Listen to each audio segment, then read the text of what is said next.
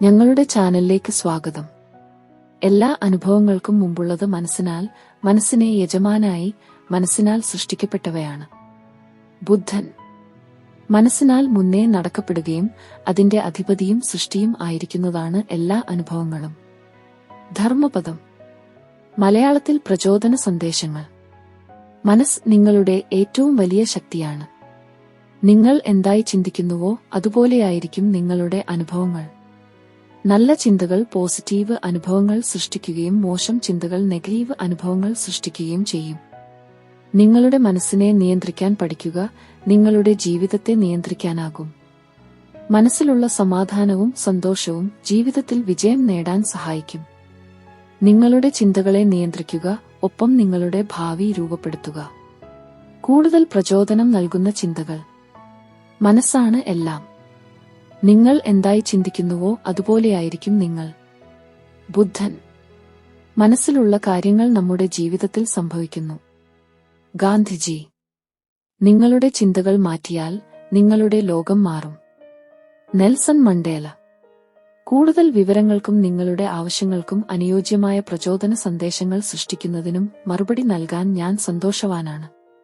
കേരളത്തിലെ ഒരു ചെറിയ ഗ്രാമത്തിൽ കൃഷ്ണൻ നായർ എന്നൊരു കർഷകൻ ഉണ്ടായിരുന്നു. വരൾച്ചയുടെ പിടിയിൽ വലഞ്ഞ് വിളനശിച്ചും കടബാധ്യത വർദ്ധിച്ചും ജീവിതം ദുരിതത്തിലായി. പ്രതീക്ഷയേറ്റ നിമിഷങ്ങളിൽ അമ്പലത്തിൽ പ്രാർത്ഥിക്കവേ ഇതേ വാചകം കേട്ടു: മനസ്സാണ് എല്ലാ അനുഭവങ്ങളുടെയും മുന്നോടി, അധിപതി, സ്രഷ്ടാവ്. നിരാശയിൽ നിന്ന് കരകയറാൻ പ്രചോദനം നൽകിയ വാക്കുകൾ. പിന്നീട് കൃഷ്ണൻ നായർ മാറി. വരൾച്ചയെ വരുമാനമാക്കാൻ മണ്ണൊരുക്കലും ജലസംരക്ഷണവും പഠിച്ചു. പരിശീലനം നേടി പുതിയ വിളകൾ കൃഷി ചെയ്തു. പഴയ ചിന്തകൾ ഉപേക്ഷിച്ചതോടെ പുതിയ അവസരങ്ങൾ കണ്ടെത്തി. കഠിനാധ്വാനവും മനോശക്തിയും കൂട്ടുപിടിച്ച് വിജയം നേടി. കഥയിൽ നിന്നുള്ള പ്രചോദനം. ചിന്തയാണ് അനുഭവങ്ങളുടെ കാതൽ. നെഗറ്റീവ് ചിന്തകൾ ദുരിതത്തിലേക്ക് നയിക്കുമ്പോൾ പോസിറ്റീവ് ചിന്തകൾ വിജയത്തിലേക്ക് നയിക്കുന്നു. പ്രതിസന്ധികളെ അവസരങ്ങളായി കാണാൻ മനസ്സിനെ പരിശീലിപ്പിക്കുക. പഠിക്കാനും വളരാനും തയ്യാറാവുക. പുതിയ വഴികൾ അന്വേഷിക്കുക. കഠിനാധ്വാനവും നിശ്ചയദാർഢ്യവും വിജയത്തിന്റെ താക്കോലാണ്. ഇന്ത്യൻ സന്ദർഭം. നമ്മുടെ പുരാണങ്ങളിലും ചരിത്രത്തിലും മനസ്സിന്റെ ശക്തിയെക്കുറിച്ച് നിരവധി ഉദാഹരണങ്ങൾ ഉണ്ട്. ഭഗവദ്ഗീതയിൽ കർമ്മയോഗവും ധ്യാനവും മനസ്സിന്റെ നിയന്ത്രണത്തിന് ഊന്നൽ നൽകുന്നു. വിവേകാനന്ദൻ സ്വാമിജി പറഞ്ഞതുപോലെ, നാം എന്തായി ചിന്തിക്കുന്നുവോ അതുപോലെയായിരിക്കും, അതിനപ്പുറം ഒന്നുമില്ല. മലയാളത്തിന്റെ തനിമ. കഥയും വിശദീകരണവും ലളിതവും മനസ്സിലാക്കാവുന്നതുമാണ്.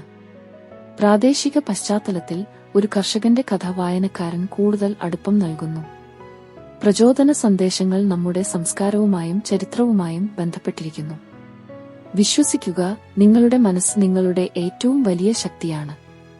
നിങ്ങളുടെ ചിന്തകളെ നിയന്ത്രിച്ച് ജീവിതത്തെ മാറ്റിമറിക്കുക. ജയ് ഹിന്ദ്. നിങ്ങളുടെ സമയത്തിനും ശ്രദ്ധയ്ക്കും നന്ദി. ഞങ്ങളുടെ വീഡിയോ നിങ്ങൾക്ക് പ്രചോദനമാകുമെന്ന് ഞങ്ങൾ പ്രതീക്ഷിക്കുന്നു. നിങ്ങളുടെ സുഹൃത്തുക്കൾക്കും കുടുംബാംഗങ്ങൾക്കും വീഡിയോ ലൈക്ക് ചെയ്യാനും അഭിപ്രായമിടാനും പങ്കിടാനും ഞങ്ങൾ അഭ്യർത്ഥിക്കുന്നു. ഇതുപോലെയുള്ള മോട്ടിവേഷണൽ വീഡിയോകൾക്കായി ഞങ്ങളുടെ ചാനൽ സബ്സ്ക്രൈബ് ചെയ്യുക. ജയ് ഹിന്ദ്.